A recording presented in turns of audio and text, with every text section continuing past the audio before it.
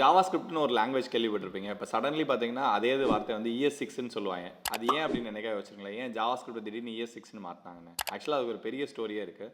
So முதல்ல வந்து அது பேர் வந்து லைஃப் ஸ்கிரிப்ட் அப்படின்ற ஒரு பேரில் தான் வந்துச்சு. இது நெட்ஸ்கேப்ன்ற கம்பெனி ரெடி பண்ணாங்க. மார்க்கெட்டில் விற்கணும்னா எந்த பேர் விற்குதோ அதே சொல்லி விற்கலாம்னு சொல்லிட்டு அப்போ சன் மைக்ரோ சிஸ்டம் இன்னொரு கம்பெனி இருந்துச்சு. அவங்க வந்து ஜாவா ரிலீஸ் பண்ணியிருந்தாங்க. ஸோ அதனால இந்த லைஃப் ஸ்கிரிப்ட் பேரை வந்து இந்த தலையும் அதையும் ஒட்ட வச்சிட்டாங்க.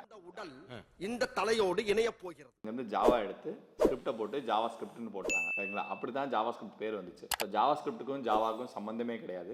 செகண்ட் பாயிண்ட் வந்து இப்போ சன் மைக்ரோ சிஸ்டம் வந்து ஆரக்கிள் வாங்கிருச்சு. ட்ரேட்மார்க் வந்து யார் இருக்குன்னா ஆரக்கிள் இருக்கு. அதனால தான் பீப்புள் ஆர் லிட்டில் ஸ்கேர்ட். ஆரக்கிளை பற்றி உங்களுக்கு தெரியும். He is a pretty hard guy, Larry Ellison. So அவர் என்ன பண்ணிட்டாருன்னா ஜாவா ஸ்கிரிப்ட்னு யூஸ் பண்ணாமல் ஜாவா ஸ்கிரிப்டோட லேட்டஸ்ட் வெர்ஷன்லாம் எக்மா ஸ்கிரிப்ட்னு யூஸ் பண்ண வச்சேன். எக்மான்றது வந்து European computer manufacturing association something. அவங்களோட தான் ES6, ES7, ES8 அப்படின்னு வர ஆரம்பிச்சிச்சு. ஸோ அதை யூஸ் பண்ணால் எங்கள் ட்ரேட்மார்க் இஷ்யூ வரணும். இப்படி தான் வந்து ஜாவா ஸ்கிரிப்ட்ன்றது ES6 வந்து வந்தது.